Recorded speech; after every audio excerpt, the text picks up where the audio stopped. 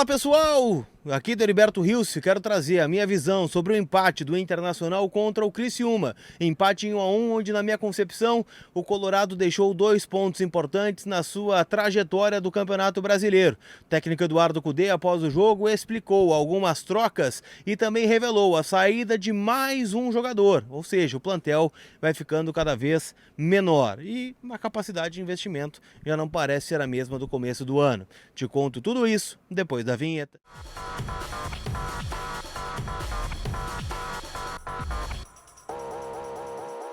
Tudo bem, gente? Vamos trocar uma ideia então, já pedindo, né, o teu like, afinal o cenário é diferente. Tô aqui no palco do jogo, onde o Colorado empatou com o Criciúma em 1 a 1 pelo Campeonato Brasileiro. Fiz a cobertura, né, pelo Voz do Gigante, sempre em nome da KTO.com, onde a diversão acontece. O cupom é colar para ganhar 20% de bônus no primeiro depósito.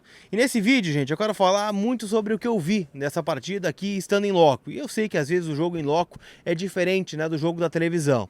Mas eu vi o Inter com um ótimo primeiro tempo, a partir de escolhas do técnico Eduardo Cudê. O Inter foi competitivo, apesar de não ter o Alário, não ter o Borré, não ter o Valência, não ter o Wesley, não ter, né, jogadores decisivos, né, do meio para frente, que tem feito a diferença em relação aos jogos do Internacional. E o Inter, para mim, fez o mais difícil, que era sair na frente. O Inter com um sistema defensivo muito seguro, né? Claro que teve na figura do goleiro Fabrício o melhor jogador em campo, em especial no segundo tempo, quando o Criciúma cresce de rendimento. Vejo que o Inter fez um bom primeiro tempo, teve chances de gol, né, muito participativo o René, o Wanderson também tentando muito pelo lado esquerdo, mas a verdade é que a fase do Wanderson é terrível, né? O Wanderson não consegue acertar, né, aqueles velhos dribles, aquelas velhas assistências de outrora, né, e o Inter fica muito dependente do seu camisa 10, do Alan Patrick, que é o principal jogador e hoje acabou aparecendo, né, em dado momento do jogo, mas como ele é a principal referência do time, é claro, fica mais fácil daqui a pouco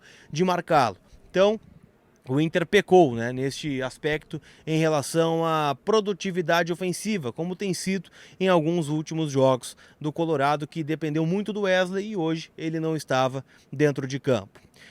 Como eu disse, para mim o Fabrício foi o melhor jogador em campo e, aliás, né, muitos já colocam uma pulga atrás da orelha em relação ao Rocher. Eu, sinceramente, acho que o Rocher é um goleiro diferenciado, mas o Fabrício tem feito grandes jogos, grandes defesas, defesas de grau muito difícil, né, e evitou hoje o empate do Criciúma em vários momentos. No gol não teve culpa nenhuma e depois evitou também o que seria o pior, né, uma virada do Criciúma, apesar do Inter também ter tido chances. E aqui vai a minha principal crítica ao técnico Eduardo Cudê.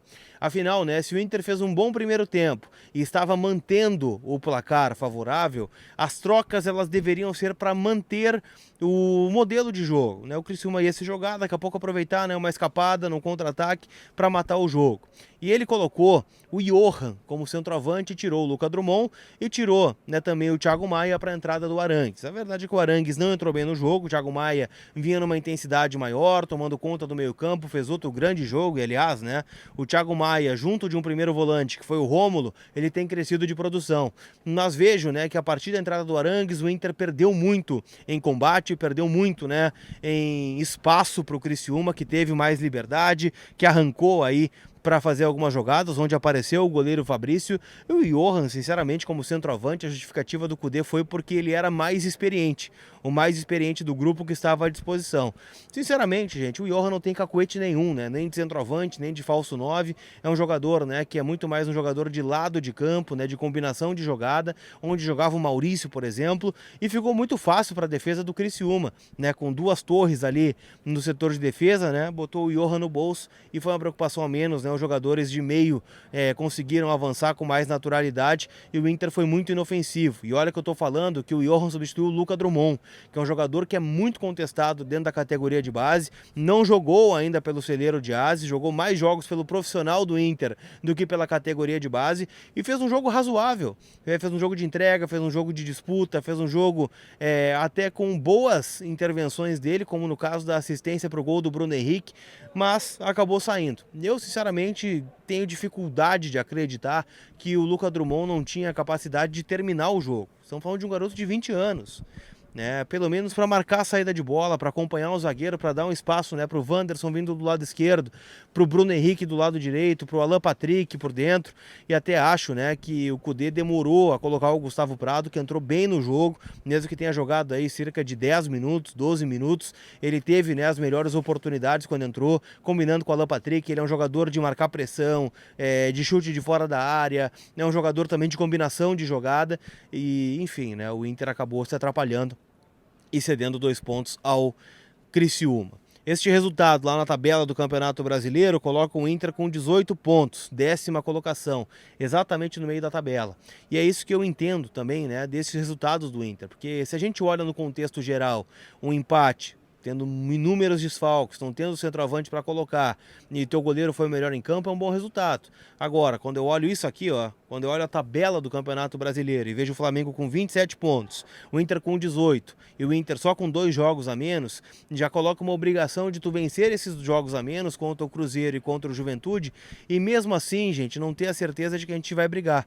O Kudê chegou a dizer, né, poxa vida, estamos sobrevivendo nesse período de 70 dias sem o estádio Beira-Rio, sem o CT Parque Gigante, por mais que o Inter esteja treinando em Alvorada, ele está muito orgulhoso, né, do grupo que tem, do esforço que o Inter está fazendo, mas eu vejo, né, que esses empates em especial, né, não estou nem computando a derrota para o Atlético Mineiro, que seria um empate no melhor cenário, tiram o Inter da briga, da competição, né? A gente vê Flamengo vencendo, Bahia vencendo, Palmeiras sempre constante e o Inter, né, ficando na 10ª colocação. Talvez seja uma visão extremamente pessimista de um colorado que está frustrado com o empate aqui no Heriberto Rilse em Criciúma, mas vejo que o Inter poderia muito mais. Perguntei ao Kudê na entrevista coletiva sobre abrir mão de uma competição. Afinal, para quem ainda não deu uma olhada no calendário caótico do Internacional, o Inter em breve vai ter uma sequência com jogos pelo Campeonato Brasileiro, joga contra o Fluminense na quinta-feira lá no Maracanã, joga contra o Vasco na volta ao Beira-Rio e a partir daí, gente,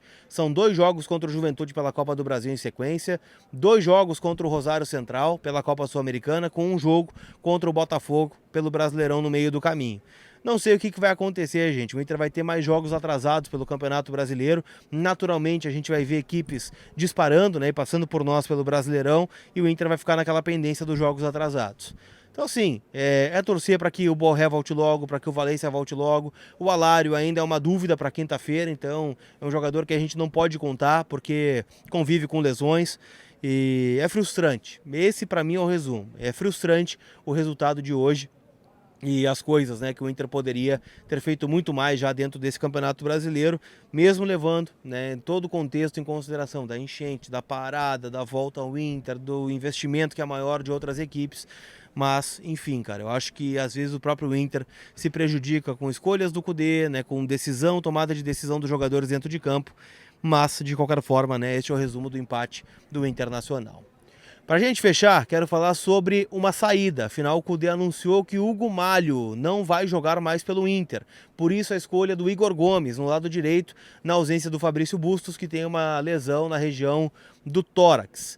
O Hugo Malho vai para um julgamento na Espanha, né, em decorrência, né, de uma denúncia de abuso sexual, ainda quando jogador do Celta de Vigo, e mesmo que ele seja absolvido, o Hugo Malho vai seguir a sua carreira na Europa. A família quer voltar à Europa, o que dizem aqui, uma parte da família inclusive já voltou para lá, e que ele, né, vai seguir o seu caminho natural de voltar ao futebol europeu, não renovando o vínculo com o Colorado, tá? Então o Inter vai atrás de um lateral direito, já que o Igor Gomes vem sendo uma alternativa também na zaga. Mais problemas, né, à vista com a saída do lateral espanhol. Lembrando que o Bustos ainda não renovou o contrato.